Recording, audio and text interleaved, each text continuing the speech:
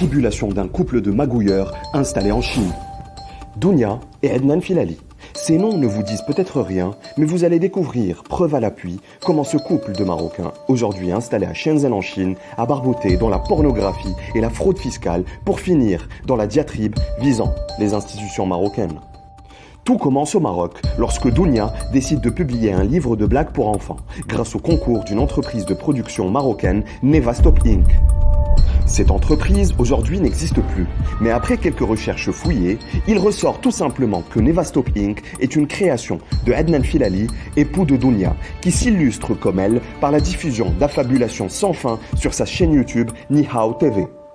Aujourd'hui, ce couple ne le sait peut-être pas, mais il suscite de plus en plus l'intérêt de leurs anciens clients marocains qui n'ont pas oublié ces arnaques en série et demeurent déterminés à obtenir réparation par tous les moyens, quitte à saisir la justice et toutes les administrations compétentes, dont le fisc.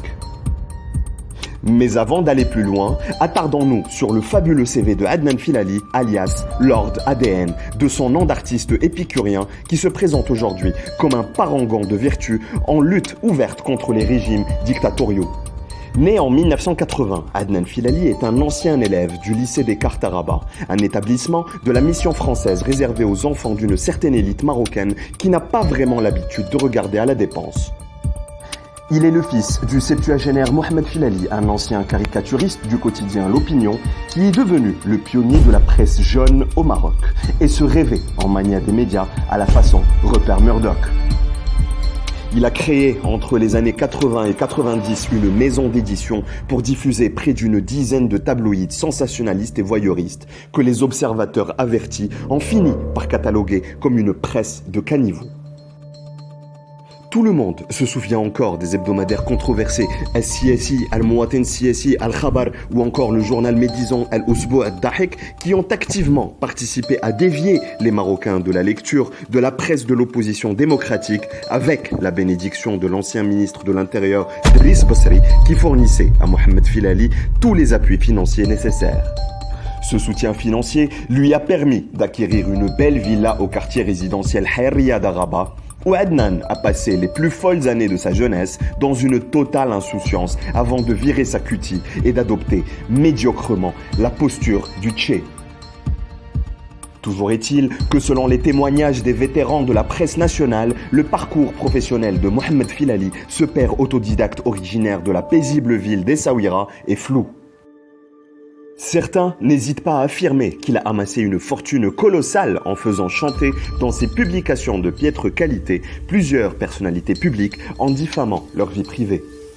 Ce côté charognard semble avoir grandement contribué à alimenter les ambitions interlopes de son fils. Ce fils qui arbore stoïquement un drôle de cursus académique sur LinkedIn en se prévalant d'un prétendu passage de 19 ans, rien que ça, à la prestigieuse université américaine de Harvard. Sauf que, rappelons-le, Adnan n'a jamais franchi le cap du baccalauréat. Il s'autoproclame de surcroît comme PDG de son entreprise qu'il prétend diriger depuis sa venue au monde.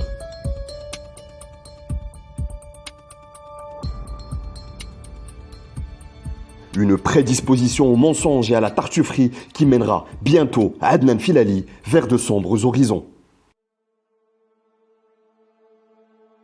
Revenons donc à la société Nevastop Inc. Cette société créée en 2009 et liquidée soudainement en 2016 n'a jamais déclaré le moindre centime de bénéfice aux impôts marocains.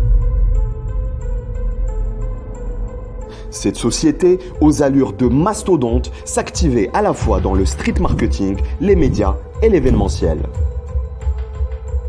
Divisée en plusieurs filiales, Nevastop Inc. était la société mère d'une pléiade d'autres petites succursales très actives sur les réseaux sociaux entre 2013 et 2016 et sans être inscrites au registre de commerce.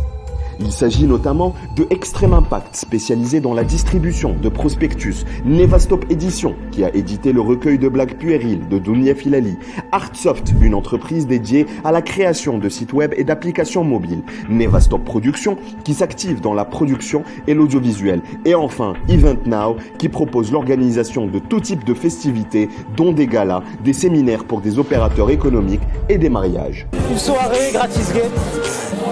Le thème de ce soir, c'est le bien-être, dont l'OE, centre de massage thérapeutique à l'ACDEM. et la star Jelota qui va vous faire découvrir ces titres inédits.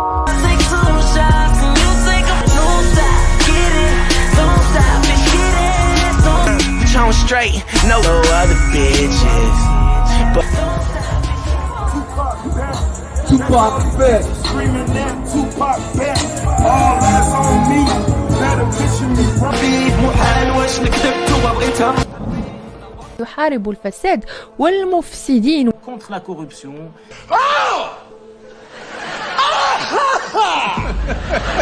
Oh, beautiful. Dans son portefeuille de clients, Nevastop Inc. comptait pas moins de 16 entreprises de renom de la capitale marocaine. Burger King, Quick, Pizza Hut, McDonald's ou encore Renault et Volkswagen, lesquels faisaient tous appel à Adnan Filali pour leur campagne de street marketing. Nous remercions les sociétés présentes avec nous ce soir, dont Maroc Limousine, Semas, la petite maison de couture, South Strip, Azim Traiteur, Armada Tower. Cette prouesse entrepreneuriale, Adnan Filali a réussi à la réaliser avec seulement 10 000 dirhams de capital, comme le montre le rapport circonstancié sur le bilan financier de Nevastop Inc. Une seule fois, Adnan Filali a déclaré un déficit l'année de la liquidation de Nevastop Inc. Mais à aucun moment, son fondateur et gérant unique n'a payé la TVA ou l'impôt sur le revenu au fisc marocain, ni déclaré qui que ce soit à la CNSS. Pire, ses filiales n'ont jamais disposé d'identifiant fiscal, pourtant obligatoire à toute facturation. Le magouilleur professionnel, qui très manifestement empochait ses cachets au noir pour éviter toute facturation, est allé encore plus loin dans sa fraude fiscale, en voyant encore plus grand. Le couple Filali s'est ainsi lancé dans la vente en ligne de produits importés d'Asie, un marché qui semble aussi porteur que prometteur, mais qui a fini par révéler au grand jour le côté Bonnie and Clyde des Filali. Comment ? Ce duo avait eu l'idée infernale de créer plusieurs pages sur Facebook, dont celle opérant sous le nom de Soukbouk, Sherazade ou encore Luxe Replica, qui proposait la vente au Maroc de téléphones portables factices et des produits contrefaits importés, dont divers gadgets sexuels et des poupées gonflables, dont le prix peut varier de 30 à 13 000 euros selon le poids du portefeuille.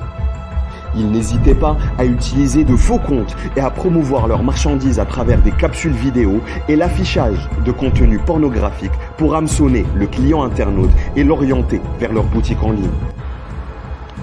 فوالا دونك لافيشاج بحال لوريجينال تماما. هذا ماشي بحال اللي كيبيعوه عوازه ولا تيبيعوه على اساس لوريجينال.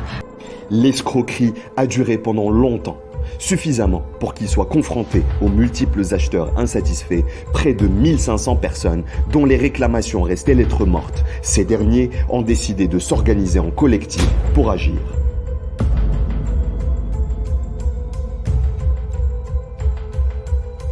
En 2016, un groupe est créé sur Facebook sous l'appellation « Attention à la page Soukbouk » pour dénoncer les actes frauduleux du couple Filali. Les membres de ce groupe sont parvenus à matérialiser une plainte judiciaire, sauf qu'ils se sont heurtés à l'anonymat des administrateurs de la page Facebook incriminée. Désormais, ces admins sont identifiés. Il s'agit de Dounia Mousteslim et de son époux Adnan Filali, actuellement établis en Chine, et qui ont laissé derrière eux beaucoup de plaignants au Maroc qui attendent d'un pied ferme leur éventuel retour à la mère patrie. Comment le couple Filali a-t-il choisi de réagir à ces plaintes qui ne cessent de s'accumuler? Entend-il trouver un compromis avec les plaignants, comme le laisse penser la très récente suppression du groupe Facebook Attention à la page Soukbouk, ou vont-ils persister à ignorer les requêtes de leurs clients mécontents? Quelle suite ont-ils donné à leur business au Maroc? Qu'est-ce qui réellement a motivé leur départ en Chine en 2017?